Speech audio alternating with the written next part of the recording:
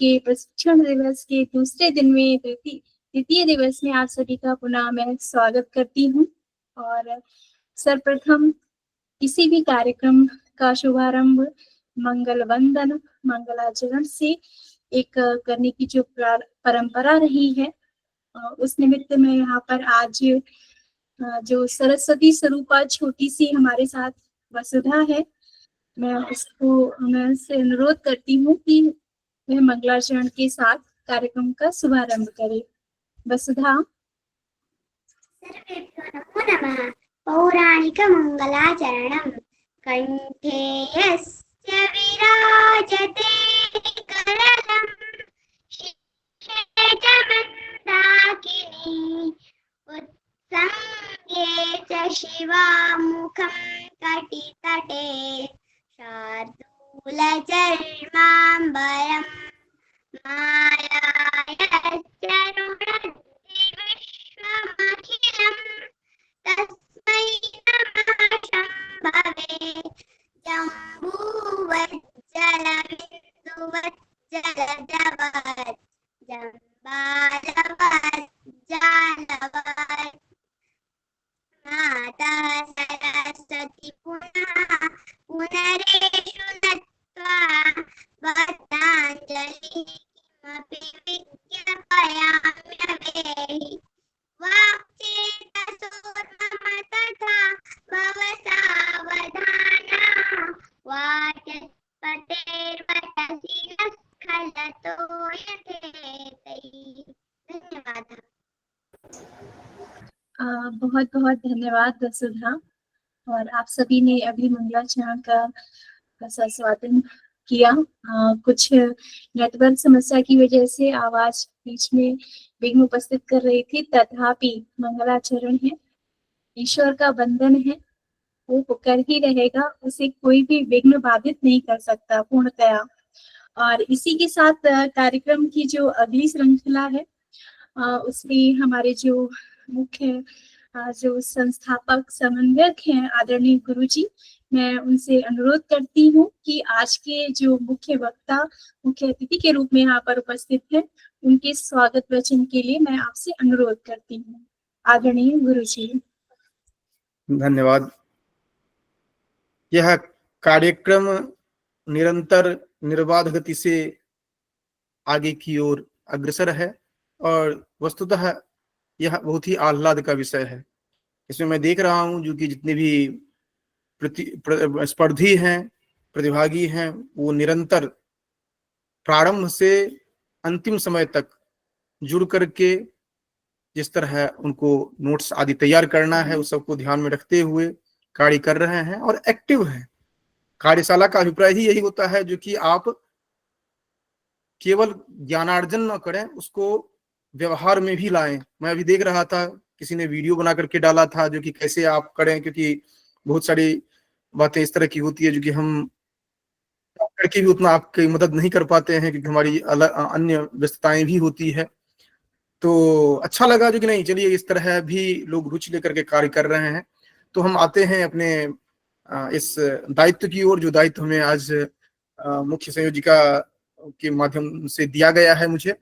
इसमें सबसे पहले तो आज के जो हमारे अतिथि हैं, हालांकि अतिथि टर्म बहुत उपयुक्त नहीं होता है क्योंकि हम सभी एक परिवार के सदस्य हैं और उसी के अनुरूप हम लोग कार्य कर रहे हैं और सभी के सहयोग से ही ये कार्य चलता है। जब इनका नाम हमें दिया गया था महोदय के द्वारा, तो पहले एक बार मुझे लगा कि मैं परिचित तो नहीं हूँ और हमें रहता है कि नहीं, यहाँ पर ऐसे ही व्यक्ति आए जो जिनसे यह पूरा समूह लाभान्वित हो, अर्थात गुणवत्ता पर विशेष मेरा आग्रह रहता है। तो लेकिन महोदया ने दिया था, बोकारो महोदया ने, तो हम आंख मूंद करके इतना मान लीजिए नहीं, उन्होंने बेहतरीन व्यक्तित्व को यहाँ पर संयुक्त किया है। तो आज हम लोग अभी श्रीमद् भगवद गीता जो एक प्रथित ग्रंथ है, हम सभी लगभग परिचित हैं, लेकिन उसको और विशेष रूप से अभी समझने का प्रयास करेंगे हम लोग। और आज इनका अगर परिचय की बात की जाए तो इनकी इतिवृत्ति के माध्यम से मैं कुछ इनके विशेष पक्षों को मैं बताना चाहूंगा। आपका विशेष जो रहा है आग्रह वह उपनिषद को लेकर के रहा विशेष रूप से, और यही कारण है कि श्रीमद् भगवद गीता आपको विशेष रूप से प्रशिक्षक के रूप में आपको यह ग्रंथ दिया गया प्रशिक्षण हेतु। और इसके अतिरिक्त आपने अलग अलग जो ट्रेडिशनल जो गुरुकुल परंपरा है उससे आप अध्ययन करते हुए आप विद्वान मध्यमा जिसे बीए के रूप में आप जानते हैं हम सभी, इसी तरह आचार्य जो अद्वैत वेदांत से आपने उत्तीर्ण की, और विद्यावारिधि यह पंचसु योगोपनिषत्सु अद्वैत वेदांत विमर्श जो है इसको लेकर के आप विद्यावारिधि प्राप्त किए। अगर अनुभव की बात कही जाए तो आप वर्तमान में विभाग को हेड कर रहे हैं, योग एंड होलिस्टिक हेल्थ। ये कवि गुरु कालिदास संस्कृत विश्वविद्यालय रामटेक में आप हैं। इससे पूर्व आप अलग अलग दायित्वों का निर्वहन करते रहे हैं, और सामान्य रूप से जो अकादमिक गतिविधि होती है, रिसर्च पब्लिकेशन ग्रंथ आदि है, ये निरंतर आपका चलता रहा है। वह अलग अलग अचीवमेंट्स जो आपके हैं, अवार्ड्स आदि हैं, ये एक लंबी श्रृंखला है। हम उन पर नहीं जाते हैं क्योंकि हमें हमारा मूलभूत बिंदु होता है जो कि आप जो डिलीवर करते हैं, क्योंकि उसी से सभी लाभान्वित होते हैं। तो हम साक्षात आते हैं वहीं पर। और मैं एक तंत्रीण जितने यहाँ पर समुपस्थित हैं, अतिथि सहित अन्यान्य जितने भी हमारे गणमान्य व्यक्ति हैं, क्योंकि यहाँ पर जो छात्र हैं उन छात्रों में भी कोई प्रोफेसर है, कोई एसोसिएट प्रोफेसर हैं, कोई किसी संस्था विशेष में कार्यरत हैं, तो सभी हमारे लिए समादरणीय हैं।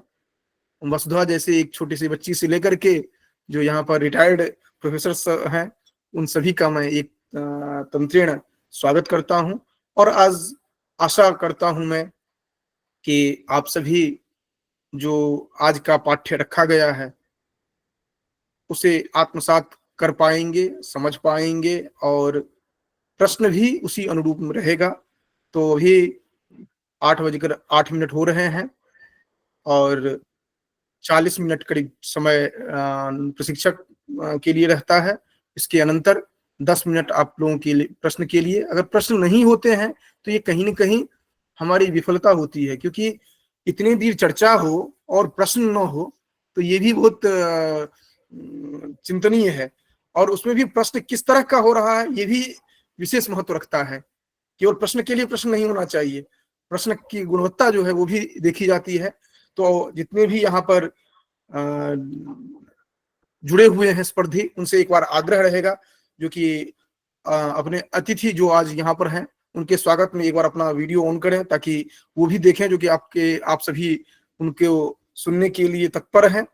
तो अभी 2-3 मिनट सभी अपना वीडियो ऑन कर लेंगे, फिर उसके बाद लास्ट में एक बार स्क्रीनशॉट के लिए अलग करेंगे। तो 2-3 मिनट अपना वीडियो ऑन कर लें, ताकि इससे जो प्रशिक्षक हैं उनको भी उत्साहवर्धन होता है। हाँ, इतने व्यक्ति हैं तो हमें इस तरह से प्रस्तुत करना है, ठीक है।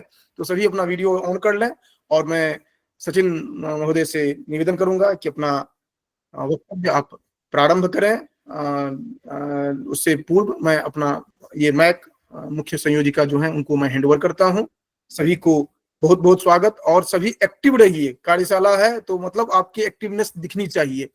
और जहां तक असाइनमेंट को लेकर के चिंता की बात है, आप लोगों को मैं स्पष्ट कर दूं, क्योंकि असाइनमेंट के पीछे बहुत टेंशन लेने की जरूरत नहीं है।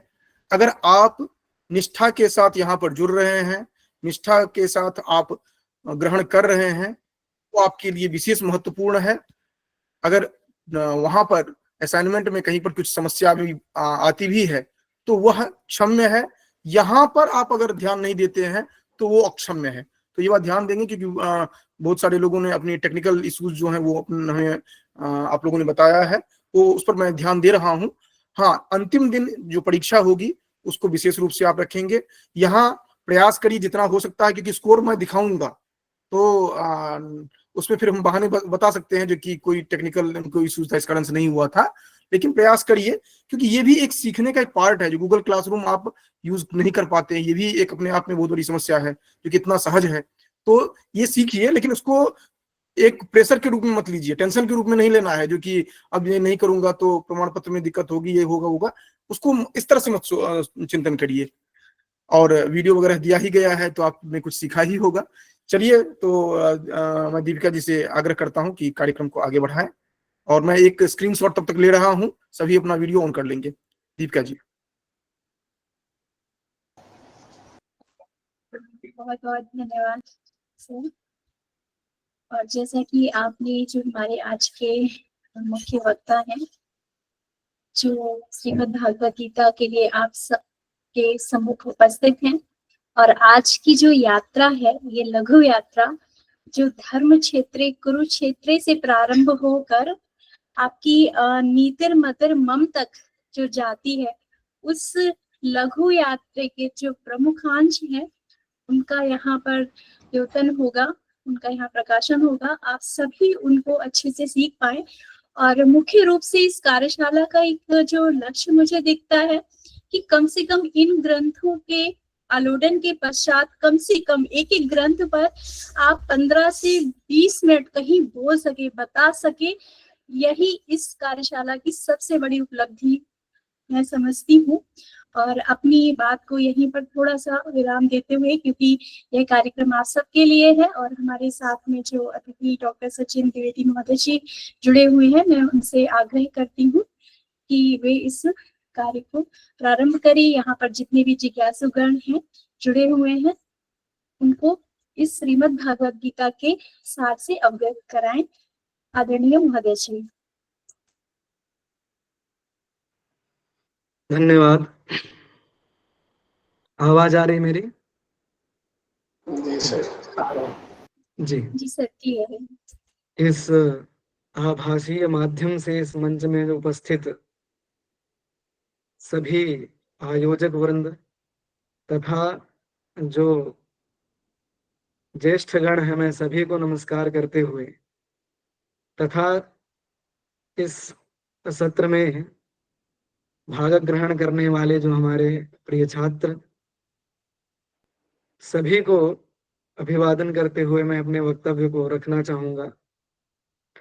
इसके पहले थोड़ा सा मैं डिस्क्लेमर दे देता हूं कि हमारा पठन पाठन परंपरा जो है वो सब पूरा संस्कृत के माध्यम से ही है। इसीलिए यदि हिंदी भाषा के वक्तव्य में कहीं पे कुछ भाषागत अशुद्धियां आती हैं तो उन अशुद्धियों की उपेक्षा करते हुए केवल तात्पर्य मात्र का ग्रहण करें, ये आप सभी लोगों से प्रार्थना है। कहीं कहीं पे यदि संस्कृत में हो जाता है या हिंदी में कहीं भाषा व्याकरणगत अशुद्धियां हो जाती हैं तो उसके लिए मैं क्षमा प्रार्थनीय हूँ। वस्तुतः जब आयोजक महोदय ने कुछ हमें विषय दिए कि कौन कौन से विषय हो सकते हैं, मैंने देखा तो मुझे लगा कि यदि यह बच्चों के लिए एक उपक्रम चलाया जा रहा है तो निश्चय ही इस उपक्रम के बाद में समग्र भारतीय संस्कृति को वर्कशॉप में वो कितने नंबर प्राप्त करेंगे, सर्टिफिकेट कैसी होगी, उस दृष्टि को छोड़ते हुए वे सारे इन विषयों से उस हमारे भारतीय संस्कृति को पहचान सकेंगे कि काव्य से लेकर के, यानी हमारी संस्कृत की परंपरा जो है वो वेद से लेकर के काव्य तक है। और यहाँ पे जो विषय हैं, कुछ वेद के विषय, कुछ वेद के व्याख्या रूप विषय और काव्य परंपरा, तो कहीं ना कहीं एक ऊपर से लेकर के नीचे की जो सारी परंपरा है, जो हमारे संस्कृत की यथार्थ स्थिति यानी जो संस्कृति है वो क्या है, वो इस कार्यक्रम के माध्यम से सभी बच्चे समझ पाएंगे। और मैं कोशिश करूंगा कि बालानाम सुखबोधाय हो पाए, उस तरीके से मैं थोड़ा प्रयास करूंगा। नत्वा गुरुं शिवं सांबं दक्षिणामूर्तिमव्ययम् यद्वंदनेन मंदोपि विंदेद गुरु समानताम्। ओम नमो ब्रह्मादिभ्यो ब्रह्म विद्या संप्रदाय कर्तृभ्यो वंश ऋषिभ्यो महाभ्यो नमो गुरुभ्यः। सर्वोपप्लवरहितः प्रज्ञानघनः प्रत्यगर्थो ब्रह्मैवाहमस्मि। श्री गुरुभ्यो नमः। भगवद गीता भगवत गीता शब्द सुनते ही हमारे, थोड़ा हम यदि संवादात्मक इस सत्र को रखेंगे तो कैसा रहेगा? जी जी ठीक है है। तो आप अपने स्तर पर ले जी चलिए। जी ठीक ठीक है। हाँ, श्रीमद् भगवत गीता, भगवतः गीता, भगवता गीता, इस प्रकार अनेक प्रकार से संस्कृत भाषा में यदि हम समास करके इस अर्थ को निकालते हैं तो सामान्य से भगवत तत्व प्राप्ति के विषय में जो गीता कही गई है वो भगवत गीता एक ऐसा अर्थ निकल के आता है। और फिर या स्वयं पद्मनाभस्य मुखपद्माद विनिसृता इत्यादि पंक्तियों को सुनते हुए यदि हम शब्द का अर्थ निकालते हैं तो जो भगवान के मुख से, जो भगवान के मुखारविंद से जो शब्द निकले हैं, जो गीत निकला है, वही भगवत गीता है। ऐसा भगवत गीता शब्द का अर्थ है। हम लोगों को महाभारत की कहानियां तो पता ही होंगी। महाभारत हुआ, वहां पर धर्म यानी युद्ध क्षेत्र में पांडवों और कौरवों की सेनाएं आई, और जैसे ही सेनाएं इकट्ठा हुई, अर्जुन का विषाद वहां से चालू हुआ। दूसरे स्लाइड में जाएंगे क्या हम? नहीं, पहले ही स्लाइड, कोई बात नहीं, इसी में फर्स्ट में ही रखिएगा। मैं थोड़ा उपक्रम निरूपण करते हुए मैं आगे चलूंगा। तो सामान्य से युद्ध के बीच में भगवान कृष्ण अर्जुन को मोटिवेट कर रहे हैं। तो अर्जुन के डिमोटिवेट होने का कारण क्या है? क्योंकि युद्ध में जैसे ही युद्ध करने का समय आया और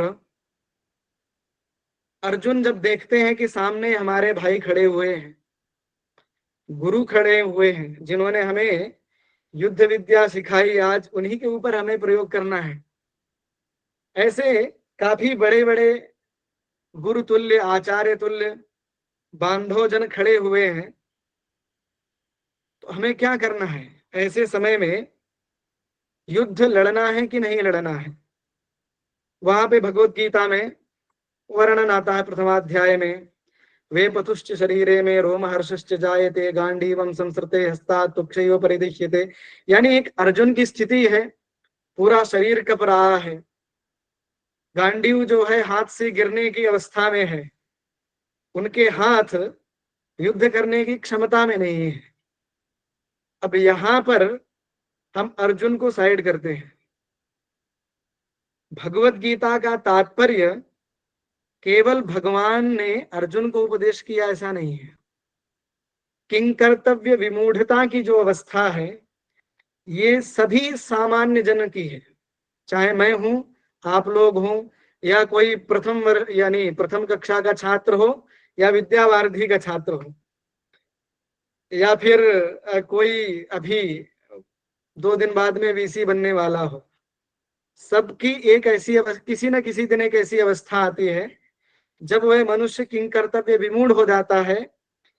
क्या धर्म है, क्या अधर्म है, धर्म अधर्म लगने लगता है और अधर्म ही धर्म लगने लगता है।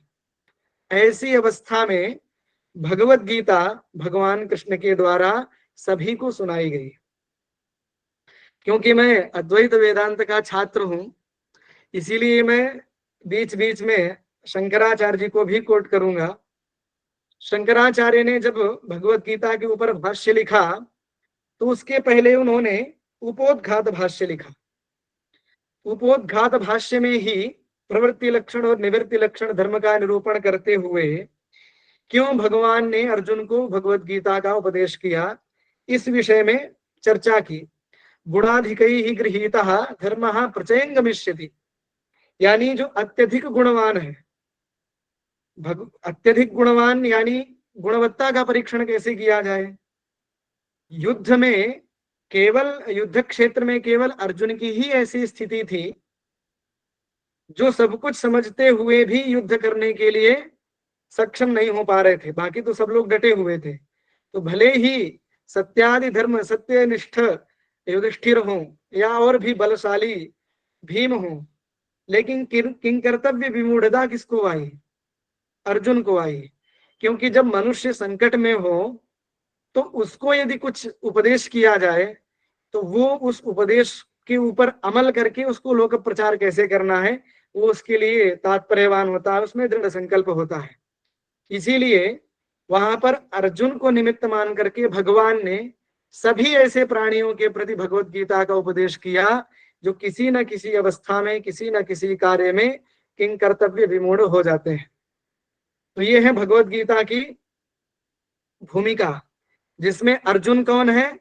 हम सभी लोग अर्जुन हैं और वक्ता भगवान श्री कृष्ण है। इसीलिए आप पहला अध्याय, जो अनुभवी लोग हैं उन्होंने पढ़ा होगा पहला अध्याय, जहां पर धर्म क्षेत्रे कुरुक्षेत्रे इत्यादि से आरंभ होता है, पूरा युद्ध स्थिति का वर्णन किया जाता है। और केवल पूरा अध्याय देखेंगे तो अर्जुन वहां पे केवल रो ही रहे हैं, इसके अलावा वहां पे कुछ विशेष मिलता नहीं है। और लास्ट में ग्रंथकार ने क्या लिखा? भगवद गीतासु उपनिषत्सु ब्रह्म विद्यायाम योग शास्त्रे कृष्णार्जुन संवादे अर्जुन विषाद योग। ये अर्जुन का जो विषाद है ये योग कैसे हो सकता है? कोई रो रहा है और आपने उसके रोए हुए वचनों को आपने योग बना दिया, ये कैसे संभव है? क्या वास्तव में यही भगवत गीता है या भगवत गीता? तो इसका सामान्य से उत्तर यही है कि अर्जुन का जो वर्णन है ये एक प्रकार से हमारे सभी जन सामान्यों का वर्णन है, जो किसी न किसी भी प्रकार से, किसी न किसी कारणों से दुखी है, संतप्त है और उन्हें यथार्थ अयथार्थ विवेक करने में सक्षम नहीं है। तो विषाद योग यानी विषादात योग, ऐसा वहां पर समास करना है। यानी जब हमें दुख होता है तभी हम कहीं ना कहीं प्रवृत्त होते हैं। इसका एक सामान्य से उदाहरण महाभारत में भी मिलता है कि जब भगवान कृष्ण विदाई लेकर के जा रहे थे तो सबसे वरदान मांगने के लिए कहा, तो सभी लोगों ने अपना कुछ ना कुछ वरदान मांगा।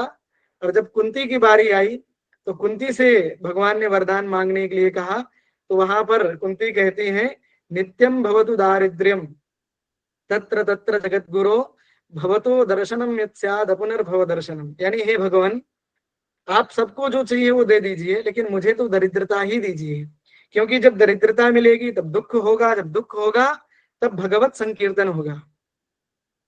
तो भवतो दर्शनम यत्स्याद अपुनर्भव दर्शन, आपके दर्शन मात्र से ही पुनः भव यानी संसार के दर्शन नहीं होते हैं। या फिर आपका दर्शन कैसा है? जो जीवन मुक्तों का जीवन मुक्त की जो अवस्था बताई गई है उनका दर्शन वहां पे बताया गया है। तो इसीलिए विषादात योग, जो जब जब मनुष्य संकट में है तब तब उसको भगवत गीता के वचनों का आरंभ, भगवत गीता के वचनों के ऊपर अमल करना चाहिए। अब मेरा प्रश्न ये है आप लोगों से, क्योंकि हमें इसको चर्चात्मक रखना है, तो मेरा सबसे पहला प्रश्न है कि भगवत गीता चालू कहाँ से होती है? कौन बताएगा? गुरुजी हाँ बताइए। महाभारत से लिया गया है गुरुजी। लिया गया है महाभारत से, चालू कहाँ से होती है? संजय उवाच। संजय उवाच पहला श्लोक। धर्मक्षेत्रे कुरुक्षेत्रे हाँ, समवेतायुत्सवः मामैका पांडवाश्चैव किमकुर्वन् संजयः। धृतराष्ट्र ने पूछा संजय से, यहाँ से भगवत गीता शुरू होती। ठीक है, और खत्म कहाँ से है? संजय ने बोला, यत्र योगेश्वर कृष्ण यत्र पार्थो धनुर्धरः तत्र श्री विजयोर्भूति ध्रुवा नीतिर्मतिर्मम। ठीक है, जो उत्तर दे रहे हैं अपना वीडियो अवश्य ऑन करेंगे। हाँ, जो रिकॉर्डिंग हो रही है तो उस समय में आपका फोटो नहीं दिखेगा, केवल नाम दिखेगा, इसलिए जी ध्यान रखें। ठीक है, ये कहानी की दृष्टि से भगवत गीता चालू कहाँ से हुई, समाप्त कहाँ से हुई, कहानी की दृष्टि से। यथार्थ से भगवत गीता कहाँ से चालू हुई, कहाँ खत्म हुई, ये कोई प्रश्न बताएगा कि इसका उत्तर बताएगा क्या कोई? यानी भगवत गीता को हम ब्रह्म विद्या, हाँ हाँ बताइए। महाभारत के भीष्म पर्व से ये लिए। फिर मेरा प्रश्न सुनिएगा कि भगवत गीता कहाँ से ली गई है, ये प्रश्न नहीं है। भगवत गीता, यथार्थ भगवत गीता, एक मिनट, ये श्रवण महोदय जो है अपना म्यूट करिएगा। हाँ, वो चौथे अध्याय। हाँ, तो यथार्थ भगवत गीता, जिसको हम ब्रह्म विद्या कहते हैं, योग शास्त्र कहते हैं, वो भगवत गीता कहाँ से चालू हुई, कहाँ से खत्म हुई? वो कुरुक्षेत्र में शुरू हुई और वहीं खत्म हुई। जी जी जी, ठीक है, मैं बताता हूँ। शास्त्र में थोड़ा मैं शास्त्र के अनुसार क्या है, उन शास्त्रकारों का क्या पक्ष है वो रखता हूँ। ये ग्रंथ वस्तुतः हम इसको दो विभागों में बांट सकते हैं, एक कथा की दृष्टि से, एक ब्रह्म विद्या की दृष्टि से। कथा की दृष्टि से सामान्य से देखिए क्या होता है कि कोई ग्रंथ जब हम लिखते हैं, और कई सारे लोग जब रिसर्च आर्टिकल या कुछ भी लिखते हैं, तो वो दो चीजों पे ध्यान देते हैं कि ग्रंथ चालू कहाँ से मैंने किया और खत्म कहाँ पे किया, यानी उपक्रम कैसा है और उपसंहार कैसा है। उपक्रम उपसंहार एक प्रकार से तात्पर्य निर्णायक लिंग है। जैसे रामायण है, रामायण में रामायण का मुख्य विषय क्या है?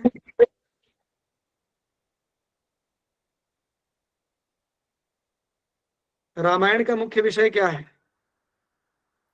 राम की कथा, राम का प्रवास, रामस्य अयनः। हाँ, रामस्य अयनम, राम की कथा, बेस्ट आंसर है। हाँ, क्या केवल राम की ही कथा है? नहीं, उसमें पूरा भारतवर्ष का इतिहास दिया गया है, यानी विविध उसमें घटना प्रसंग, फिर पर्यावरण के विषय में भी दिया गया है, बाकी और भी कई सारी चीजें, जीवन का तत्व, मूल्य, आदर्श, पारिवारिक संबंध, इन सभी का चित्रण हमको रामायण में दिखता है। लेकिन जब हमने पूछा, बहुत बढ़िया, लेकिन जब हमने पूछा कि रामायण का मुख्य विषय क्या है, तो आपने कहा कि राम की कथा है। हाँ, राम की कथा। हाँ, उत्तर भी सही है। ये हमने क्यों कहा? क्योंकि राम से ही उपक्रम करके राम में ही उसका उपसंहार किया गया। इसीलिए जहां से जिस विषय का उपक्रम होता है, उसी विषय में यदि उस विषय का उपसंहार हुआ, तो उपक्रम और उपसंहार रूप तात्पर्य निर्णायक लिंग से वह उस ग्रंथ का विषय है, यह हमें पता चलता है। यद्यपि उसमें अनेक प्रकार के विषय बताए गए हैं, वैसे ही भगवत गीता भी दो प्रकार से है। कथानक दृष्टि से देखा जाए तो वहां पर धर्म क्षेत्रे कुरुक्षेत्रे इत्यादि प्रश्न है। किसका? धृतराष्ट्र का प्रश्न है संजय से। और लास्ट में यत्र योगेश्वरः कृष्णः यत्र पार्थो धनुर्धरः इत्यादि वाक्य से समापन किसने किया? संजय ने। ये कथानक दृष्टि से उपक्रम और उपसंहार हो गया। धृतराष्ट्र ने संजय से प्रश्न पूछा और संजय ने उसका उत्तर दिया, एक प्रकरण क्लोज। दूसरा प्रकरण क्या है? दूसरा प्रकरण कैसे, यदि भगवत गीता ब्रह्म विद्या है, यदि भगवत गीता उपनिषद है, यदि भगवत गीता योग शास्त्र है, तो उपक्रम धर्म क्षेत्र से होना चाहिए क्या? नहीं। यत्र योगेश्वरः कृष्णः इत्यादि मंत्र इत्यादि श्लोक से उपसंहार होना चाहिए? नहीं। इसके लिए भगवान शंकराचार्य अपने भाष्य में जब द्वितीयाध्याय का उपोद्घात भाष्य करते हैं, आप शांकर भाष्य यदि किसी ने देखा होगा, ग्रंथ को खोल करके देखिएगा, तो शंकराचार्य जी ने गीता के आरंभ होने से पहले उपोद्घात भाष्य लिखा, फिर पहले अध्याय में उन्होंने एक भी श्लोक का व्याख्यान नहीं लिखा, और द्वितीयाध्याय में भी अशोच्यानन्नुशोचस्त्वं प्रज्ञावादाश्च भाषसे, यानी तमुवाच हृषीकेशः प्रहसन्निव भारत सेनयोरुभयोर्मध्ये विषीदन्तमिदं वचः श्री भगवानुवाच। यहाँ तक तमुवाच हृषीकेशः, यानी द्वितीयाध्याय के 10वें श्लोक तक भाष्यकार आचार्य शंकराचार्य जी ने कोई भाष्य नहीं लिखा। क्यों नहीं लिखा? दृष्ट्वा तो पांडवान, हाँ, क्योंकि ये जो विषय है, ये एक प्रकार की लोक की स्थिति का वर्णन किया, जो सबकी स्थिति है, सबको समझ में आता है। ये ब्रह्म विद्या का पार्ट नहीं है। ब्रह्म विद्या कहाँ से चालू होती है? अशोच्यानन्नो शोचस्त्वं प्रज्ञावादाश्च भाषसे।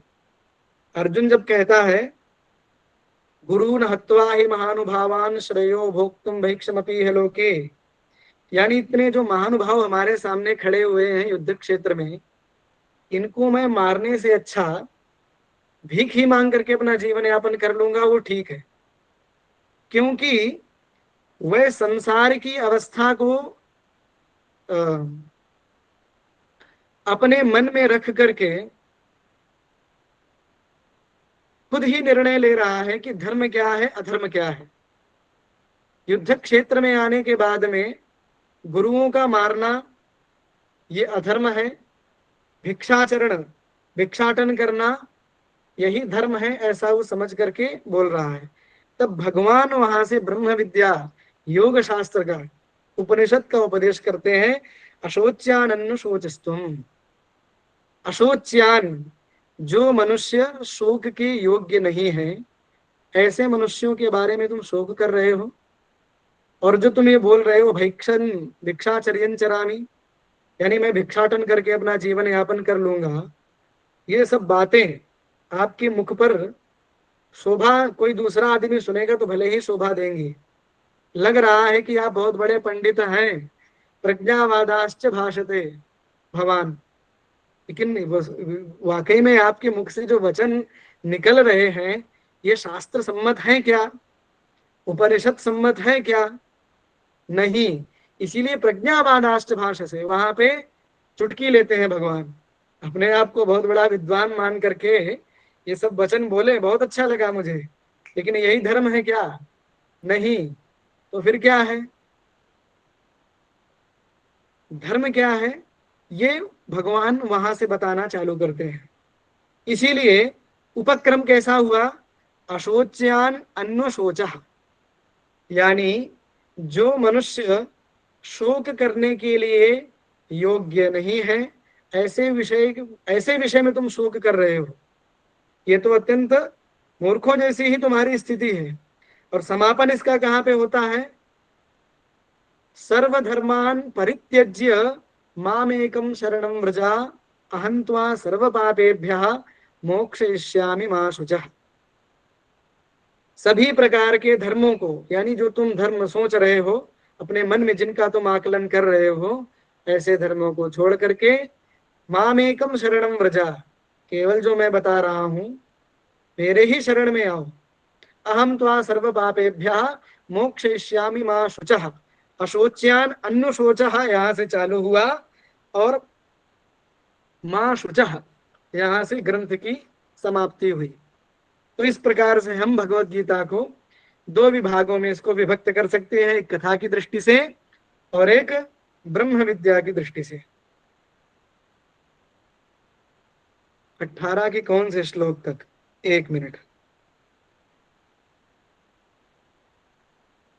66 श्लोक संख्या 66। सर्वधर्मान् परित्यज्य मामेकं शरणं व्रजा अहं त्वा सर्वपापेभ्यः मोक्षयिष्यामि मा शुचः। क्योंकि शास्त्र में नियम है कि जहां से उपक्रम किया जाए समाप्ति भी वहीं से ही होनी चाहिए। तो यदि शोक संतप्त अर्जुन के वचनों से यदि आरंभ हो रहा है, तो शास्त्र की समाप्ति सब प्रयोजन होनी चाहिए, सब प्रयोजना समाप्ति होनी चाहिए। यदि शोकाविष्ट अर्जुन है, तो ये शास्त्र अर्जुन का शोक निवृत्ति कैसे कर सकता है? इसीलिए मां शुचः, यानी मेरे शरण में आने के बाद में आपको कोई प्रकार की टेंशन यानी शोक करने की आवश्यकता नहीं है। ये शास्त्र सम्मत, यदि हम भगवत गीता को ब्रह्म विद्या योग शास्त्र उपनिषद की दृष्टि से देखते हैं, तो उपक्रम और उपसंहार रूप जो तात्पर्य निर्णायक लिंग है, उसको हमें ऐसे देखना है।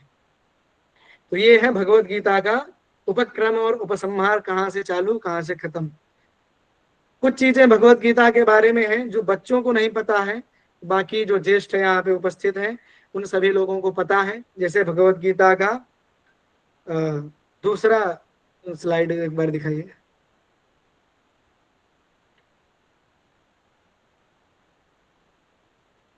भगवत गीता की रचना सभी लोगों को पता है कि महाभारत के भीष्म पर्व के जो 25वां अध्याय है वहां से चालू होकर के 42वें अध्याय तक, यानी जो आहत्य 18 अध्याय होते हैं उन 18 अध्यायों में और 700 श्लोकों में इसका निरूपण या इसका विवेचन किया गया है। क्योंकि भगवत गीता महाभारत का अंग है, इसीलिए यह किसने लिखा ऐसा हमें संशय नहीं करना चाहिए। महाभारत भगवान वेदव्यास के द्वारा लिखा गया है, भगवान बादरायण के द्वारा लिखा गया है, इसीलिए उनके भगवत गीता के भी रचयिता महर्षि वेदव्यास है। यह ग्रंथ जो है भगवत गीता सामान्य से आप देखेंगे धृतराष्ट्र उवाच, संजय उवाच, अर्जुन उवाच और भगवान उवाच इत्यादि आप जब ये पढ़ते हैं तो इससे हमें यह पता चलता है कि यह है कथात्मक शैली यानी संवादात्मक शैली में है। धर्म क्षेत्रे कुरुक्षेत्रे समवेताः युयुत्सवः मामकाः पांडवाश्चैव किम कुर्वत संजय, यानी हे संजय मामकाः पांडवाः किम अकुर्वत। संजय से धृतराष्ट्र पूछते हैं कि जो हमारे धृतराष्ट्र हैं जो पांडव हैं, जो कौरव और पांडव हैं, उन्होंने उस धर्म क्षेत्र युद्ध क्षेत्र में उन्होंने क्या किया, उन्होंने प्रश्न किया, उसका उत्तर संजय देते हैं। फिर इसके बाद में अर्जुन की स्थिति का वर्णन करते हैं, अर्जुन भगवान से प्रश्न पूछते हैं, भगवान उनके उत्तरों का निरूपण करते हैं। ये सामान्य अवस्था है। इसमें संवादों की शास्त्रात्मक दृष्टि क्या हो सकती है, ये एक विचारणीय विषय है। अर्जुन के बीच में जो धर्म, नीति, आत्मा, परमात्मा, माया, मोक्ष, कर्म, भक्ति, इसका निरूपण खुद ही किया जा सकता है। इसमें बीच में अर्जुन को भगवान को यदि बताना है तो भगवान बता ही सकते हैं, उसको बताने के लिए उपनिषद भी है, ब्रह्मसूत्र भी है, तो ये बीच में अर्जुन को लाने की क्या जरूरत पड़ी। तो इसके लिए हम जब शास्त्र पढ़ते हैं तो शास्त्र में अर्थवाद नाम का एक प्रकरण आता है। अर्थवाद यानी कई प्रकार के अर्थवाद होते हैं जो हमारे जीवन में भी उनका प्रयोग किया जाता है। जैसे जब कोई बच्चा स्कूल ना जा रहा हो तो माता उसको मोटिवेट करने के लिए, अभी तो सब जाते हैं, हमारे टाइम पे नहीं जाते थे, मोटिवेट करने के लिए बहुत सारे अर्थवादों का प्रयोग किया जाता है। जाओ पढ़ लिख करके बड़े बनोगे जा करके, या फिर जाओ तुम्हें मैं चॉकलेट आने के बाद में चॉकलेट मिलेगा। इस प्रकार से कई प्रकार के हमें वाक्य बोले जाते हैं जिससे हम प्रेरित होकर के उन विषयों में प्रवृत्त होते हैं। तो एक प्रकार से किसी मनुष्य को किसी कर्म में प्रवृत्त कराना या किसी कर्म से निवृत्त कराना, साक्षात नहीं, थोड़ा कहानी सुना करके, तो ये जो कहानी है इसी को ही हम अर्थवाद कहते हैं। अर्थवाद कई प्रकार के हैं जिसमें जो संवादात्मक पद्धतियां जहां जहां पर शास्त्रों में आती हैं, उपनिषदों में आती हैं, उसको सबको हम भूतार्थवाद कहते हैं। क्योंकि यदि दर्शन की दृष्टि से संभव या ऐतिह्य ये दो प्रमाण ना माने तो महाभारत को यथावत मानना है, इसके लिए और कोई प्रमाण नहीं है। रामायण में वही घटनाएं यथार्थ है या अयथार्थ है, बाकी प्रमाणों से नहीं जान सकते हैं। उसके लिए संभवा ऐतिह्यम यथावत प्रमाण है और उन्हीं प्रमाणों से हमें उनकी यथार्थ स्थिति पता चलती। मैं केवल रामायण महाभारत के बारे में नहीं, कोई भी हो, आज से 100 साल 50 200 साल पहले की भी जो घटनाएं हैं, उन घटनाओं को भी यथार्थ मानने के लिए जो प्रमाण लगाए जाते हैं वो संभवः और ऐतिह्यम, ऐसे दो ही प्रमाण हैं। इसीलिए शास्त्रकारों ने, विवेचकों ने क्या निर्णय किया कि कथा को हम गौण मानते हुए उसमें वक्तव्य विषय क्या है उसके ऊपर हम फोकस करेंगे। जब कोई व्यक्ति साहित्य शास्त्र पढ़ता है तो कैसे धर्माधर्मादि विवेक हो काव्य के अध्ययन से, कैसे वह चतुर्विध पुरुषार्थों की प्राप्ति में काव्य को कारण मान सकता है। इसके लिए वो यदि कुछ काव्यों का उदाहरण देते हैं, वहां पे पंक्तियां ही आती हैं, रामादिवत प्रवर्तितव्यम न रावणादिवत। तो सारे रामायण का तात्पर्य क्या है? रामायण का विवेचनीय जो विषय है वो यह नहीं है कि राम ने रावण को तीर गले में मारा, नाभि में मारा या सर में मारा, या तीर मारा या त्रिशूल मारा या गदा मारा। ये शास्त्र का विषय नहीं है। शास्त्रकारों की, विवेचकों की दृष्टि क्या है? रामादिवत प्रवर्तितव्यम न रावणादिवत, यानी हमारी जो प्रवृत्ति है वो राम की तरीके से होनी चाहिए, न कि रावण की तरीके से। यदि रावण के रूप में हम यदि व्यवहार करेंगे तो निश्चय ही हमारा किसी न किसी दिन वध होगा और हम अपने पूरे खानदान सहित अपने आप को ले डूबेंगे। और किसी को आवाज की समस्या है क्या? नहीं महोदय, आपकी ध्वनि स्पष्ट है। आप जिन्होंने रखी है अपनी बात को, एक बार थोड़ा सा लेफ्ट होके फिर से ज्वाइन कर सकते हैं जी। तो इस तरीके से भगवत गीता का भी संवादात्मक होना है। एक प्रकार से उन चरित्रों को प्रकाशित करता, ऐसा नहीं है। यथार्थ से भगवत गीता का जो निरूपणीय विषय है, जिसमें कई लोग भ्रांत हैं कि धर्म क्या है, आत्मा की अवस्था क्या है, परमात्मा का स्वरूप क्या है। जैसे कुछ हमारे ज्येष्ठ लोग भी यहाँ पर बैठे होंगे और कुछ लोग प्रतियोगी स्पर्धाओं की भी तैयारी करते होंगे। तो एक पीजीटी का मैं क्वेश्चन पेपर देख रहा था, तो उसमें एक प्रश्न आया कि भगवत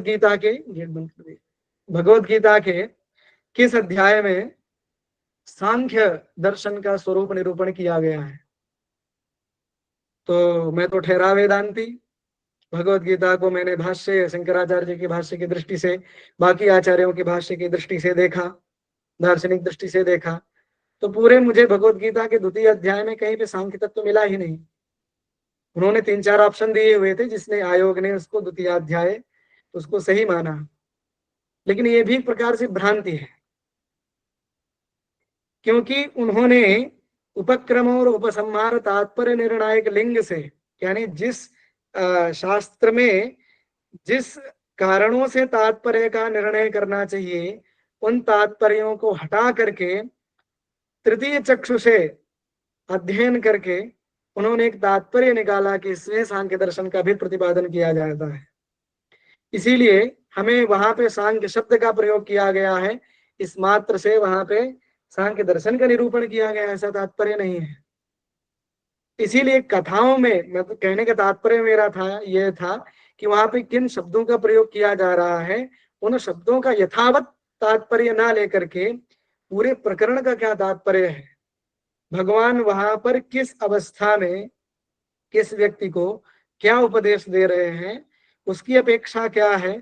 क्या अर्जुन ने कभी मुझे सांख्य दर्शन सिखाओ या सांख्य में पंचविंशति तत्व का अवगमन कराओ, ऐसा प्रश्न किया? नहीं किया। अर्जुन यदि शोक संतप्त है तो उसको क्या करना चाहिए, उसका विवेक कैसे होना चाहिए, ये पूरा प्रकरण करके उस द्वितीय अध्याय का विषय क्या होना चाहिए, ऐसा उनको डिसाइड करना चाहिए। थोड़ा पीछे वाले स्लाइड में जाएंगे क्या एक बार?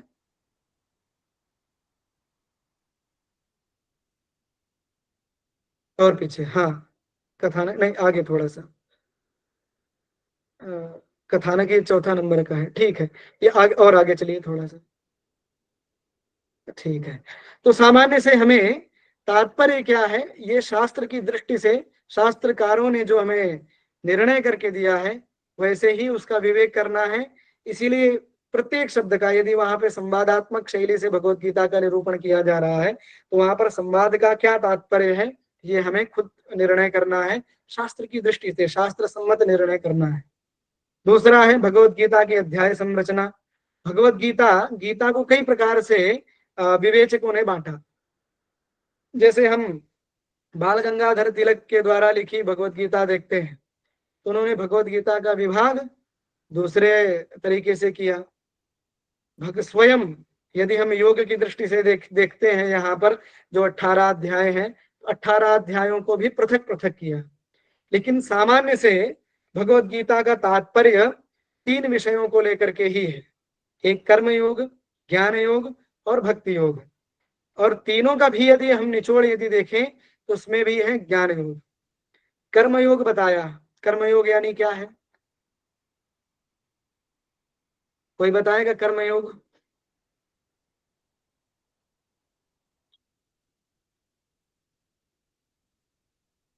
ठीक है, कर्म योग का मतलब कर्मों का करना इतना योग नहीं है ना, कि मैं सुबह सुबह सुबह जब स्कूल जाता हूँ या कॉलेज जा रहा हूँ तब मैं खाना बना रहा हूँ, तो खाना बनाना एक प्रकार से कर्म है, वही योग है, ऐसा नहीं है।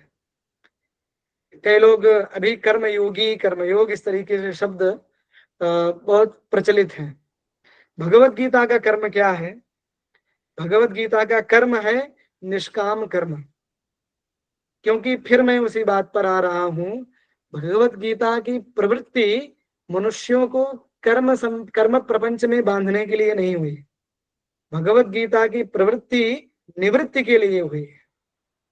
तो निवृत्ति मार्ग के लिए, हाँ, कर्मण्येवाधिकारस्ते मा फलेषु कदाचन सम्यक, वही ठीक है।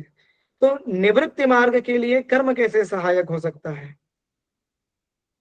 कर्म और निवृत्ति में बहुत भेद है, क्योंकि यदि हम कुछ काम करते हैं तो उसका फल हमें अवश्य मिलता ही है। हमने कुछ काम किया, उसका यदि हमें फल अवश्य मिला तो हमें उस फल को भोगना है। भोगते समय फिर कुछ कर्म हो गए, तो जो कर्म हुए उसका फिर, तो कर्म और उसका फल का ये जो अनुभव है, ये एक प्रकार से रथ की चक्र के तरीके से चलता ही रहता है। यहाँ पर हमने कर्म किया, उसका फल मिला, उसके फल का अनुभव करते समय कुछ कर्म किए तो उस कर्म का फिर कुछ फल मिला। इस तरीके से कर्म और कर्म फल के चक्र में मनुष्य बंध जाता है, जो कभी निवृत्त मार्ग का अनुसरण नहीं कर पाता है। इसीलिए वो तो कर्म सामान्य है। तो कर्म योग कब हुआ, इसका भगवान षष्ठाध्याय में निरूपण करते हैं। आरुरुक्षोर मुनेर योगम कर्म कारणम उच्यते, योगारूढ़स्य तस्यैव श्रमः कारणम उच्यते। यानी जो मनुष्य निवृत्ति मार्ग के लिए प्रवृत्त हुआ है, ऐसे व्यक्ति के लिए कर्म करना है, लेकिन कैसे? ईश्वरार्पण बुद्ध्या फलाभिसंधि रहित तया, ऐसा शंकराचार्य जी ने स्पष्ट उल्लेख किया है। यानी जिस कर्म का जो फल है, उस फल की इच्छा के बिना उस फल को भगवान में अर्पित करके केवल अनुष्ठान मात्र करना ही कर्मयोग है। इससे क्या होता है, यदि हम किसी कर्म को फल की इच्छा के बिना करते रहेंगे, असकृत बार उसका अनुष्ठान करेंगे, तो कहीं ना कहीं वो कर्म हमारे वैराग्य के प्रति कारण होता है। तो वही कर्म जब वैराग्य के प्रति कारण होता है, योगारूढ़स्य तस्यैव श्रमः कारणम उच्यते, जब वह मनुष्य कर्म करते करते योगारूढ़ हो जाता है, तब उस योगारूढ़ मनुष्य को क्या करना चाहिए? श्रमः कारणम उच्यते, उन कर्मों का परित्याग करते हुए चित्त शुद्धि के द्वारा निवृत्ति मार्ग का अनुसरण करना चाहिए। यही ज्ञान योग है। फिर इसके बाद में केवल कर्म ही साधन है क्या निवृत्ति मार्ग के प्रति? भक्ति भी साधन हो सकता है। तो भगवान ने भक्ति का भी निरूपण किया। भक्ति का अध्याय कौन सा है? भक्ति योग नाम का अध्याय 12वां। हाँ, 12वां अध्याय। लेकिन वहां पर भगवान ने बताया है कि भक्ति क्या है, भक्त क्या कौन कौन से हैं। लेकिन यदि हम 7वां अध्याय देखते हैं, 9th अध्याय में भी है। 9th अध्याय में 7वें अध्याय से उपक्रम किया गया है इसका।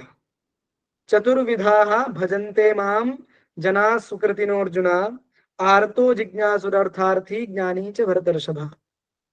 उन्होंने 7वाध्याय में भगवान ने भक्तों को 4 प्रकार से विभाग किया।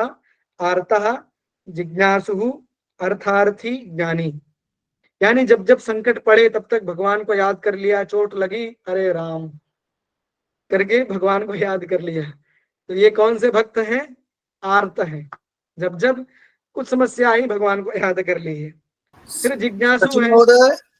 5 मिनट और अधिकतम जी जी हाँ, 5 मिनट में मैं उपसंहार करता हूँ। अर्थ, फिर जिज्ञासु, फिर अर्थार्थी, यानी अपने कुछ अर्थ की सिद्धि के लिए वो भगवान की प्रार्थना करते हैं। फिर ज्ञानी, जो निवृत्ति मार्ग है उसके लिए जो मनुष्य भगवद आराधना यानी भक्ति इत्यादि का आश्रय लेते हैं, वो ज्ञानी है, और ज्ञानी ही श्रेष्ठ भक्त ऐसा भगवान ने माना है। तेषाम ज्ञानी नित्युक्तः एक भक्तिर विशिष्यते इत्यादि। आगे थोड़ा चलेंगे क्या?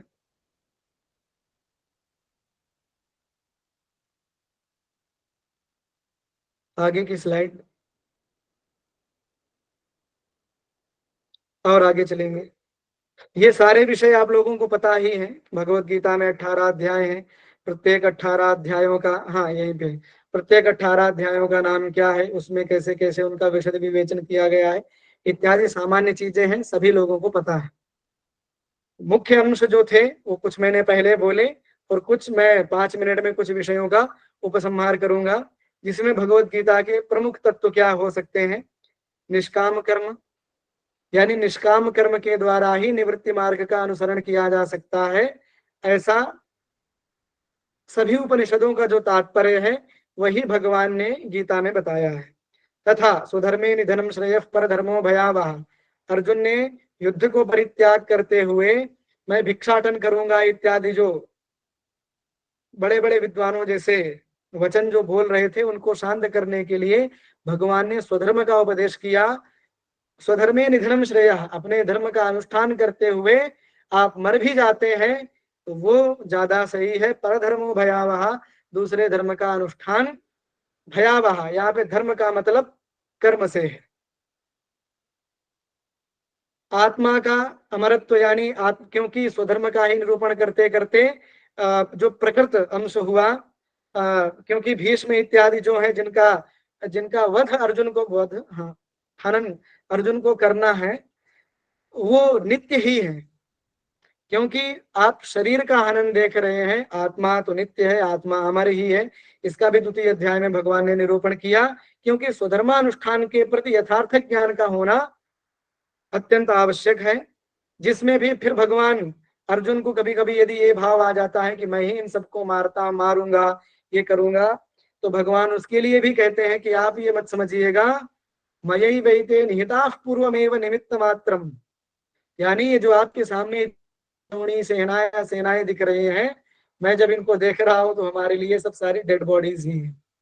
मयि वैते निहिताः पूर्वमेव, मैंने इन सभी आपके सारी अक्षौणी सेनाओं का संहार पहले ही कर दिया है, इसलिए आप केवल निमित्त मात्र ही रहिए, मैं सब कुछ देख रहा हूं।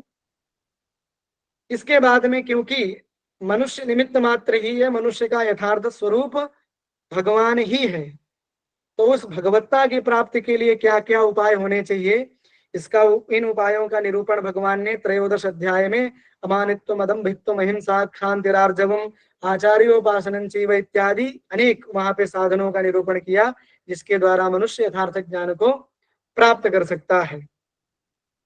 आगे की स्लाइड, ये शास्त्र हैं, इन शास्त्रों का लोकोपयोगिता क्या है, यानी मैंने जैसे पहले ही उपक्रम में बताया था कि सभी मनुष्य यहाँ पे अर्जुन है। अर्जुन का जो चित्रण किया गया वो केवल एक व्यक्ति निष्ठा नहीं है, इस सारा संसार ही अर्जुन है, और उस सारे संसार को स्वधर्म का निर्वाह करते हुए कैसे भगवत तत्व की प्राप्ति करनी है, कैसे अनेक प्रकार के कष्टों की उपेक्षा करते हुए स्वधर्मानुष्ठान में कैसे प्रवृत्त होना है, कैसे निवृत्ति मार्ग को प्राप्त करना है, ये भगवत गीता की आधुनिकता है। और इसके विषय में, क्योंकि भगवत गीता इतना बड़ा ग्रंथ है, प्रत्येक अध्याय के बारे में यदि 1-1 घंटा का सत्र हो तो ठीक है, पूरी भगवत गीता को 40-45 मिनट में समेटना मतलब एक प्रकार से, जैसे कालिदास कहते हैं, तितीर्षु दुस्तरम मोहात उड़ुपे नास्मि सागरम, तो वो वाला सिस्टम हो जाता है जब कोई 40 मिनट में भगवत गीता के लिए कहने के लिए बोलता है। प्रयास किया थोड़ा बहुत, और इस विषय में यदि कोई जिज्ञासा है आप लोगों की तो आप लोग पूछ सकते हैं, कैमरा और ऑडियो दोनों ऑन करके। और यदि कहीं कुछ भाषागत इत्यादि दोष अशुद्धियां हुई तो क्षमा प्रार्थनीय हूँ। और हाँ, आप लोग प्रश्न कर सकते हैं। जो भी प्रश्न करें अनिवार्य रूप से वीडियो ऑन करके प्रश्न करेंगे। जी, और इसको हम प्रेजेंटेशन को थोड़ा ऑफ कर सकते हैं अभी, क्योंकि स्क्रीन में उन लोगों का वो दिख जाएगा। जी हाँ। मेरा प्रश्न है, नमस्ते, जी। मैं मृणालिनी वाघमारे। मेरा प्रश्न यह है कि जो संकल्पना भगवान ने बताई थी कि कर्म में अकर्म को ढूंढो और अकर्म में कर्म को ढूंढो, तो थोड़ा वो विद्यार्थियों को पढ़ाने की दृष्टि से हम उसको कैसे विशद करें, कृपया ये बताइए। जी, मैं कर्म में अकर्म को कैसे करूं, इस विषय को थोड़ा मैं बताता हूं। इसको विद्यार्थियों तक, बच्चों तक कैसे पहुंचाना है, क्योंकि आप अनुभवी हैं, इसको आप देखिएगा, मैं थोड़ा बताता हूं। सामान्य से कर्मण्य कर्मयः पश्येद अकर्मणि च कर्मयः सबुद्धिमान मनुष्येषु संयुक्तः कृत्न कर्मकृत, ऐसा भगवत गीता के 4th अध्याय में भगवान ने अर्जुन को बताया। कर्मणि अकर्मयः पश्येद, यानी कर्म में जो अकर्म देखता है, अकर्म में जो कर्म देखता है। इसका तात्पर्य सामान्य से क्या हुआ, कर्मणि अकर्मयः पश्येद, मैंने जैसे बताया, कर्म का मतलब क्या है कि मैं सुबह उठ करके खाना बना रहा हूं, ये भी तो कर्म है। ऐसे कर्म का आपके यथार्थ कर्म में कैसे, उसका जो आपका जो पुरुषार्थ है, उस पुरुषार्थ के प्रति वह कर्म साधन कैसे हो सकता है। मान लीजिए यदि किसी बच्चे का पुरुषार्थ है कि मैं 10वीं कक्षा में अच्छा प्रदर्शन करूं, और वो बच्चा पढ़ने की बजाय यदि क्रिकेट खेल रहा है, कर्म तो मैं कर रहा हूं, तो हमारा 10वीं का रिजल्ट है, मैं क्रिकेट तो अच्छा खेल रहा हूं, इससे हमारा फिजिक्स का रिजल्ट तो अच्छा आना चाहिए। ये तो कार्य कारण भाव नहीं मिल रहा है। पुरुषार्थ क्या है, और पुरुषार्थ के साधन से इतर जो कर्म है वो सारे ही अकर्म है। इसीलिए कर्मणि अकर्मयः पश्येत, जिस निमित्त के लिए जो कर्म किया, जो कर्म का विधान है, ऐसे कर्म को छोड़ करके बाकी जो कर्म है, ऐसे कर्मों में आपकी अकर्म की दृष्टि होनी चाहिए। तथा च कर्मणि अकर्मयः पश्येत अकर्मणि च कर्मयः। और कुछ चीजें हैं जहां पर अकर्म नाम कर्मणि च अकर्मयः, कर्मणि अकर्मयः पश्येत अकर्मणि च कर्मयः। और कुछ अकर्म भाव में कर्मता की दृष्टि करनी चाहिए। अकर्मता भाव में कर्मता की दृष्टि कैसे है, इसका एक सामान्य से उदाहरण है कि बैठा है कोई, क्या कर रहे हैं आप, पूछा तो उत्तर आता है कि कुछ नहीं कर रहा हूं। कुछ नहीं कैसे कर रहे हो, श्वासोच्छ्वास आदि क्रिया चल रही है, कर्म ही कर रहे हो। इसका सामान्य से उत्तर भगवत गीता के 2nd अध्याय के अंतिम में भी भगवान ने कहा है, या निशा सर्वभूतानां तस्यां जागर्ति संयमी यस्यां जागर्ति भूतानि सा निशा पश्यतो मुने। तो हमें विद्यार्थियों की दृष्टि में यदि इस श्लोक का व्याख्यान करना है, बच्चों को यदि बताना है, तो उनको हम इस दृष्टि से बता सकते हैं। ऐसा है, यदि हमारा पुरुषार्थ मोक्ष प्राप्ति है, तब फिर हम शास्त्र में चले जाएंगे कि ज्योतिष्ठोम आदि जो कर्म है, ऐसे कर्म में अकर्म की दृष्टि करनी चाहिए। तथा च मूक जम तुष्टिम भाव इत्यादि जो अकर्म जिसमें मानते हैं, उसको भी हम कर्म माने हैं, क्योंकि जब तक उनको हम कर्म नहीं मानेंगे तब तक उनसे वैराग्य भाव नहीं होगा। इसीलिए इस तरीके से दृष्टि वहां पे हमें करनी चाहिए। जी चलिए, इसके बाद हम देख रहे हैं जो कि 3 लोगों ने और हैंड रेज किए हैं, तो एक बार सभी का प्रश्न ले लेते हैं, उसके बाद संवेद रूप से, क्योंकि अन्यथा बहुत अधिक समय हो जाएगा। तो सबसे पहले सौभाग्य लक्ष्मी, क्या प्रश्न है, वीडियो ऑन करके बोलना है। जी महोदय, नमस्ते। बहुत अच्छे व्याख्यान, बहुत अच्छा चमत्कार था। मेरा प्रश्न ये है कि 21 श्रीमद् भागवत गीता में श्री कृष्ण कर्मवाद तथा कर्म सिद्धांत तथा निष्काम कर्म के बारे में बड़े अच्छे से प्रतिपादन किए हैं अर्जुन के समक्ष में, शुरू से समाप्ति तक। प्रश्न ये है कि अभी सांप्रति 21वीं शताब्दी में इस प्रतिस्पर्धात्मक और फल केंद्रित युग में क्या हम निष्काम कर्म का सिद्धांत आज भी व्यवहार में प्रतिफलित करना संभव है क्या? सौभाग्य लक्ष्मी, अभी वेट करना है। ये एक बार सभी प्रश्न ले लेते हैं और वीडियो ऑन रखना है, तभी उत्तर मिलेगा। जी जी दूसरा जी। ये सुधा श्रीवास्तव, प्रश्न अपना संक्षेप में प्रस्तुत करना है। सुधा। जी आपने सभी को प्रणाम। मेरा प्रश्न ये, मेरी जिज्ञासा है, प्रश्न नहीं। आपने बताया कि उपनिषद से लेकर के शंकराचार्य के मत में और गीता के अध्याय के जो बताया है उसमें उन्होंने, आपने बताया ब्रह्म और आत्मा, उन्होंने 12वें अध्याय में कहा है मैया वेश मनोये माम, अर्थात मेरे में ही मेरे में ही मन एकाग्र करो, और ब्रह्म उपनिषद कहता है। तो दोनों में जो शंका है, आत्मा सभी को मानता है, उपनिषद कहता है कि सभी की आत्माएं जो होती हैं ब्रह्म के रूप में होते, तो क्या इन दोनों में अंतर क्या है इनकी दृष्टि से? चलिए तृतीय प्रश्न सौरभ मिश्रा। प्रणाम सर। जी नमस्कार। प्रणाम सर। मैंने द्वितीय आपने कहा अपने वक्तव्य के प्रारंभ में आपने बताया कि आप अद्वैत वेदांत और शंकराचार्य जी से प्रभावित हैं और वो अद्वैतवाद को मानते हैं कि सर्व खलविद ब्रह्म। परंतु जब हम लोग द्वितीय अध्याय भगवद गीता में भगवान स्वयं कहते हैं कि एक परमात्मा से निकली हुई आत्मा एक अलग श्रेणी है, दूसरे अध्याय में हम लोग 19वें श्लोक से प्रारंभ करते हुए देखते हैं। इस विषय में आपका क्या मत है? द्वितीय प्रश्न यह है सर कि जब हम लोग देखते हैं कि प्रथम अध्याय में धृतराष्ट्र, संजय एवं अर्जुन की ही बातें चलती है, अर्जुन रो रहे हैं या फिर ऐसे वक्तव्य हैं, परंतु वास्तविक प्रारंभ द्वितीय अध्याय से होता है, पर क्यों हम लोग प्रथम अध्याय को इसमें संकलित करते हैं? इस पर उत्तर दें। धन्यवाद। चलिए तीनों का प्रश्न हो गया। चतुर्थ एक प्रश्न है जो मिनिस्ट्री ऑफ कॉर्पोरेट अफेयर्स में निदेशक हैं पवन मेहता जी, उनका प्रश्न है, चैट बॉक्स में है, आप भी देख सकते हैं, जो कि अभी जो स्थिति बन रही है, विश्व युद्ध जैसी स्थिति जो बन रही है, ऐसे में जितने भी राष्ट्र हैं अपने अपने मतलब से, अपने अपने दृष्टि से युद्ध करते हैं और उनकी अपनी स्थिति के अनुसार वो सही है। तो इस दृष्टि से गीता का जो उपदेश है वह कितना उनके लिए उपादेय है और वो सही कर रहे हैं या गलत कर रहे हैं। हालांकि ये इस पटल पर कहना थोड़ा समुचित नहीं होगा कि वो जो कर रहे हैं वो अपने हिसाब से सही कर रहे हैं हर एक राष्ट्र, लेकिन आपकी दृष्टि से एक मंतव्य जो है ये केवल पूछा गया है। ये ये प्रश्न है। अभी जितने देर में आपके प्रशिक्षक उत्तर इसका दे रहे हैं इन चारों प्रश्नों का, तब तक आप सभी अपना वीडियो ऑन कर लेंगे अपने उपस्थिति के लिए, स्क्रीन शॉट के लिए सभी अपना वीडियो ऑन कर लेंगे। हाँ आचार्य जी। जी जी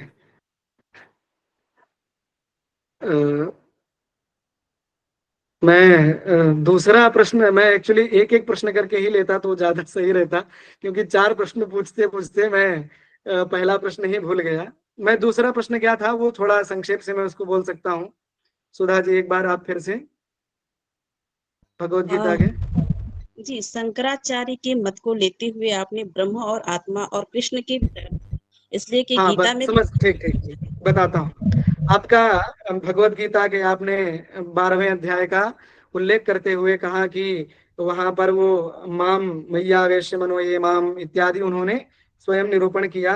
अद्वैत वेदांत में ब्रह्म का निरूपण किया जाता है। भगवद गीता में भगवान श्री कृष्ण खुद कहते हैं कि हमारे अंदर प्रवेश करिए इत्यादि, हमको जानिए, सर्वधर्मान परित्यज्य मामेकम शरणं व्रज इत्यादि। ठीक है, फिर मैं वही कहता हूं, मैंने पहले भी कहा था कि ये जो संवादात्मक दृष्टि है, इसमें संवाद को हम यदि हटा दें तो तात्पर्य कहाँ पे है? इसका उत्तर हम भागवत के मंगलाचरण से देते हैं आपको, ठीक है? और उसको मैं फिर उसके बाद में उपनिषद में आपको ले जाता हूं। भागवत का मंगलाचरण क्या है? सच्चिदानंद रूपाय विश्वोत्पत्त्यादि हेतवे तापत्रय विनाशाय श्री कृष्णाय वयम नुमः। ठीक है ना? श्री कृष्णाय वयम नुमः, श्री कृष्ण को मैं नमस्कार करता हूं। वो श्री कृष्ण कैसे हैं? सच्चिदानंद रूप हैं, विश्वोत्पत्त्यादि हेतवे, यानी विश्व की उत्पत्ति आदि हेतवे, उत्पत्ति स्थिति लय, जिन भगवान श्री कृष्ण से सारे संसार की उत्पत्ति स्थिति लय होता है, ऐसे सच्चिदानंद स्वरूप परमात्मा श्री कृष्ण को मैं नमस्कार करता हूं। तो क्या द्वापर युग में जब भगवान का जन्म हुआ तब संसार था कि नहीं था? था।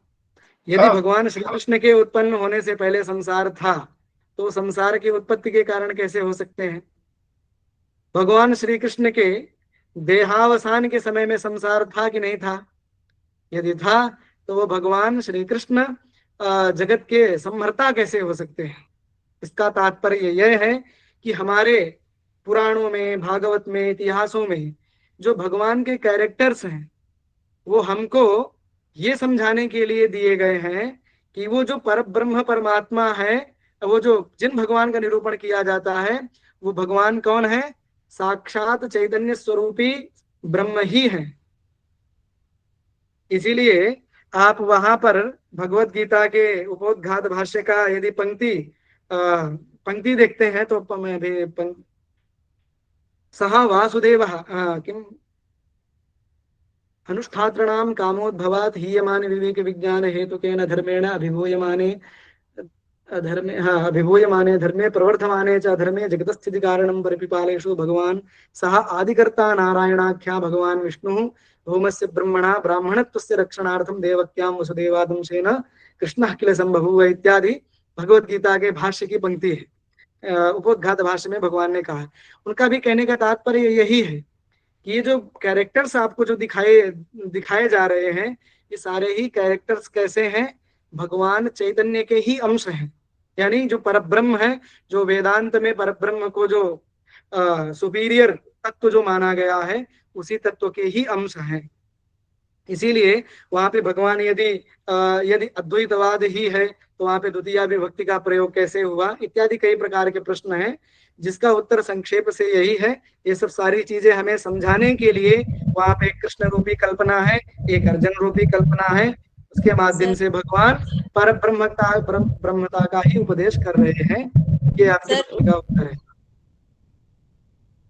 अब जो प्रश्न है, जो अवशिष्ट प्रश्न जो है, वो चैट बॉक्स में आप हमें व्हाट्सएप ग्रुप में या व्यक्तिगत रूप से भेज देंगे, इनको भेज दिया जाएगा और उत्तर मिल जाएगा। क्योंकि यहाँ पर 9:08 हो चुके हैं, हम लोग 8 मिनट एक्सीड कर चुके हैं ऑलरेडी। अब मैं माइक हैंड ओवर करता हूँ पुनः मुख्य संयोजिका संचालिका जो आज की हैं, उनको कर रहा हूँ। और जो भी प्रश्न है, वो सभी प्रश्न उत्तरित होंगे। जितने भी प्रश्न चैट बॉक्स में आ रहे हैं या जितना भी रहेगा, क्षमा चाहूंगा मैं, 1 मिनट। हाँ, आप लोगों के जो संदेह हैं काफी मतलब अच्छे रुचिपूर्ण हैं, जिनका मैं विस्तार से भी उत्तर देना चाहता हूं। तो आप लोगों का यदि कोई समूह है, तो समूह में आप प्रश्न डाल सकते हैं, या फिर समूह में महोदय यदि हमारा नंबर शेयर कर देंगे, तो वो लोग मुझे वैयक्तिक रूप से भी यदि वॉइस रिकॉर्ड करके मुझे भेज देते हैं, तो समयानुसार मैं आप लोगों का उत्तर निश्चित रूप से उसी तरह करेंगे, क्योंकि प्रश्न अनुत्तरित नहीं रहेगा, सही प्रश्न उस तरह का रहेगा। अब अटेंडेंस के लिए जो लिंक दिया गया है, ग्रुप में भी दे दिया गया है। अनिवार्य रूप से जिस कैटेगरी में जो है, अर्थात 1, 2, 3, उसके अनुरूप ही आप भरेंगे और अनिवार्य रूप से भरेंगे, ये ध्यान रखेंगे सभी। अब मैं माइक आज की संचालिका जो है उनको हैंड ओवर करता हूँ, डॉक्टर दीपिका जी। बहुत बहुत धन्यवाद ममता जी।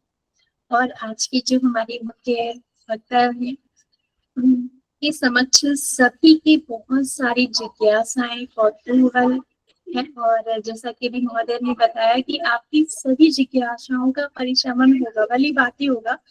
तो अन्य जो यहाँ पर उपस्थापित नहीं कर पाए हैं, वे समूह में भी उपस्थापित कर लेंगे।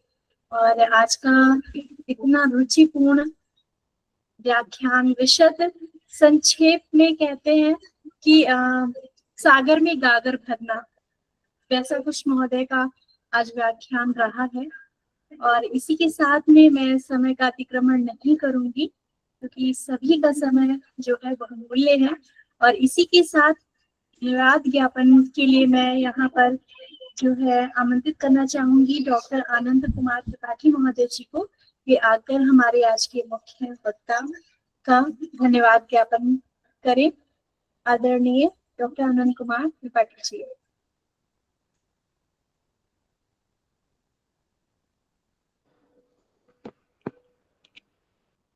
धन्यवाद महोदया।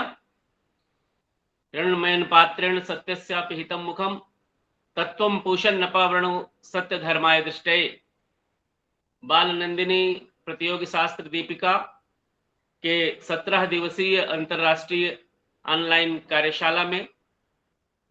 कार्यशाला के आज तृतीय दिवस के अवसर पर श्रीमद् भगवत गीता जैसे गूढ़ ग्रंथ को आज के प्रशिक्षक, आज के मुख्य अतिथि परमादरणीय डॉक्टर सचिन द्विवेदी जी, विभाग प्रमुख कवि कुलगुरु कालिदास संस्कृत विश्वविद्यालय रामटेक ने श्रीमद् भगवत गीता जैसे गूढ़ विषय को बड़े सरल, सरस और संवादात्मक रूप में प्रस्तुत किया।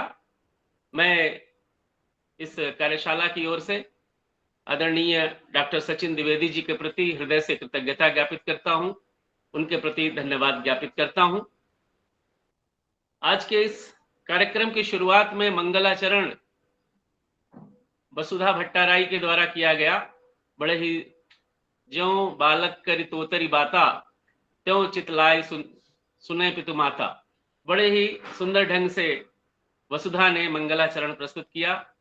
वसुधा को धन्यवाद के साथ साथ शुभाशीष प्रदान करता हूं पूरी कार्यशाला की ओर से। अमंत्रम अक्षरम नास्ति मूलम नास्ति अनौषधम अयोग्यः पुरुषः नास्ति योजकस्तत्र दुर्लभः। तो इस कार्यशाला के संयोजक, समन्वयक आदरणीय डॉक्टर विपिन कुमार झा जी, आज के कार्यक्रम की सूत्र संचालिका आदरणीय डॉक्टर दीपिका दीक्षित जी, आपके संयोजन में यह कार्यक्रम चल रहा है। और किसी कार्यक्रम के समन्वयन के लिए, संयोजन के लिए कितना लेना पड़ता है, कितनी पीड़ा लेनी पड़ती है, ये मैं बड़े अच्छी तरह से वाकिफ हूं उससे। तो मैं समन्वयक महोदय, सूत्र संचालिका महोदया के प्रति आपकी ही तरफ से, अपनी कार्यशाला की तरफ से हार्दिक धन्यवाद ज्ञापित करता हूं और आपके इस प्रयत्न को नमन करता हूं। इस कार्यशाला के मार्गदर्शक द्वय परमादरणीय डॉक्टर सदानंद झा जी, परमादरणीय प्रोफेसर रिपुसूदन जी, जिनके मार्गदर्शन में यह कार्यशाला आयोजित की जा रही है, बाल नंदिनी प्रतियोगी शास्त्र दीपिका। ये लोग केवल वयोवृद्ध नहीं बल्कि ज्ञान वृद्ध हैं। मैं इनके सम्मान में इनके प्रति धन्यवाद ज्ञापित करते हुए कहना चाहता हूं कि हमारी महफिलों में ये बड़े बूढ़े जरूरी हैं। यहाँ बड़े बूढ़े से तात्पर्य ज्ञान वृद्ध, वयोवृद्ध नहीं। हमारी महफिलों में ये बड़े बूढ़े जरूरी हैं। अगर ये ही नहीं होंगे तो पगड़ी कौन बांधेगा।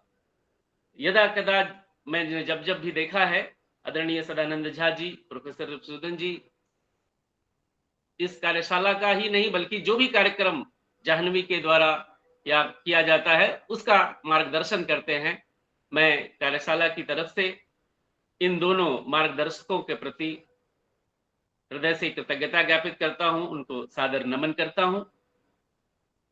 इस कार्यशाला के सबसे प्रमुख बिंदु, स्तंभ स्वरूप हमारे समस्त प्रतिभागीगण, जिनमें बच्चे हैं, प्रतियोगी हैं, प्रोफेसर्स हैं, अन्य विभागों के प्रमुख गण हैं, सम्मानित जन हैं, तो मैं उनके प्रति भी कार्यशाला की ओर से हार्दिक धन्यवाद ज्ञापित करता हूं, क्योंकि आपके बिना यह कार्यशाला संभव नहीं है। आपकी उपस्थिति से ही इस कार्यशाला की कृतार्थता है।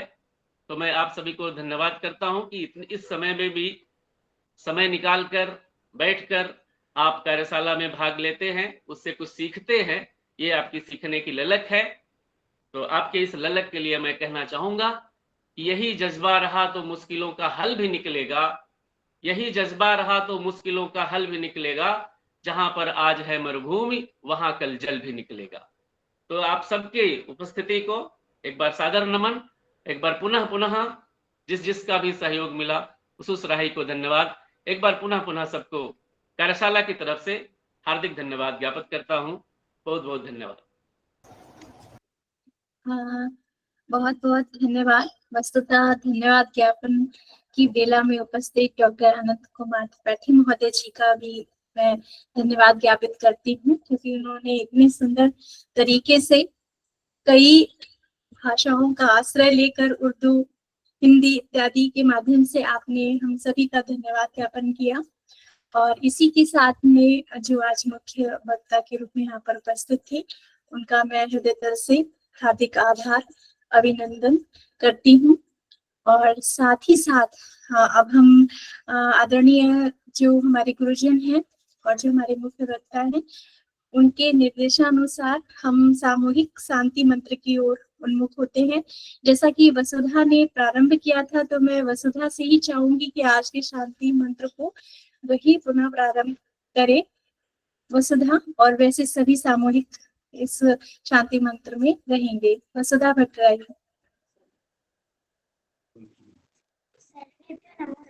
सर्वे भवन्तु सुखिनः, सर्वे सन्तु निरामयाः, सर्वे भद्राणि पश्यन्तु मा कश्चित् ओम